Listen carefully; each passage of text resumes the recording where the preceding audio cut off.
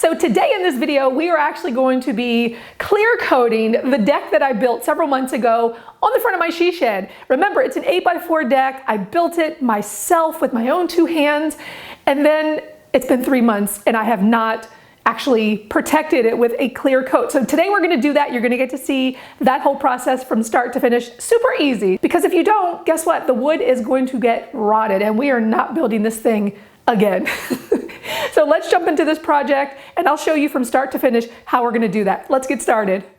So for this deck, I'm gonna be using just a clear, transparent finish. I need a 4-inch brush, and you have to have some kind of sandpaper or an orbital sander, because when you're building a deck, you're most likely gonna be using a pressure treated wood, or you could be using, of course, a composite on top. But I'm using pressure treated wood, and it has these stamps all over the boards. I don't want that in my finish, right? I want to remove that before I actually do the finish. So the best thing would be using orbital sander or sandpaper on its own, but keep in mind that if you go too deep into the wood, you're going to have some light spots and that might show up. So just be very careful, or you could just lightly take a sander over the entire deck. That works too. Shouldn't take you much time. So you want to make sure that you clear all of that dust off. And again, this is only for newly built decks. If you have an existing finish, then you have to strip that, clean it off, and that's a whole different process.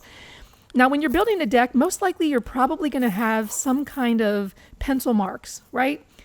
Pencils are so hard to remove from wood. So get some of these pink erasers. You see this one's all eaten up. There's some marks that I had to remove from the bottom step, and it just ate through the entire eraser.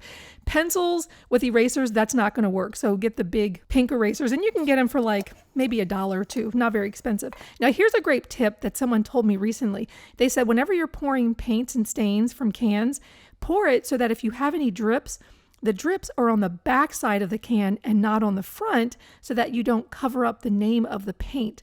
I thought that was a brilliant tip. So yeah, just something to note there. All right, so I'm getting started on the front step here. I have to move some of these rocks out of the way. This is where I had the pencil marks. I don't want to run my brush into the dirt here, so I'm just going as close as I can to those rocks. And when I'm done, I'll just push those rocks back into place. My goal was that I was going to start from the front and then work my way back to the door. Now there's a couple things to keep in mind when you are applying some finish like this to your deck.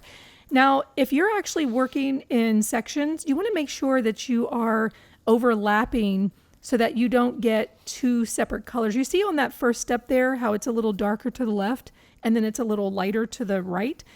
One way that you can avoid this is to go back over it as you see that I'm running my brush over it and it's not quite so obvious. But another thing is to make sure that you're not taking a break in the middle of doing a section, because if you let that dry and then you come back and try to apply another coat of stain to the other side, you're going to see those lap marks. So just try to work one section at a time. You'll notice when I get to the top that I'm doing one whole board at a time, and I'm just going down the length of the deck on that one board and then working my way back. I will tell you that trying to get in between these deck boards, this decking, it's definitely not going to fit. You need a smaller brush. Ooh, this looks beautiful. And yes, you can tell I was super excited about this color. But what that smaller brush will do is it'll allow you to cover the wood in between that decking. You don't want to see the difference between the decking that has the stain and then in the cracks where there is no stain because you couldn't reach. So just make sure that you have a smaller brush, and I'll actually go back through this with another coat and with a smaller brush. Now, what I will also say is that this is probably going to need 2 coats. You can do 1 coat, but if you want that deeper color, then you're going to want to do another coat, which I will. I'll do that tomorrow. But this is what it looked like before, and this is what it looks like now. It looks so good. So I want to know from you, do you like the clear? And for the next stain I'm going to be applying to this deck, this ground level deck under my gazebo, do you think I should do the same, or is there a different color that you like that I should do for that one? I want you to weigh in down in the comments. Let me know what color you would choose for your deck and which one I should use. All right, I will see you next video.